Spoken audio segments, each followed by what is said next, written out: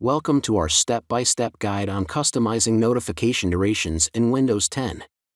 Notifications can be a game changer in keeping up with updates, but their default duration might be too brief. In this video, we'll walk you through the simple process of extending or shortening notification display time on your Windows 10 system. Stay tuned to gain control over your notifications and ensure you never miss important alerts again.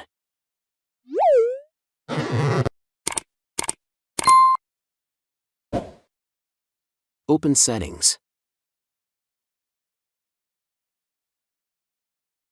Then Ease of Access. Here you can change duration show notifications. Click on the drop-down and choose the duration you prefer.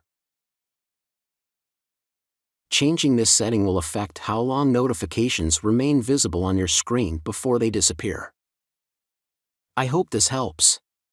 Let me know if you have any other questions.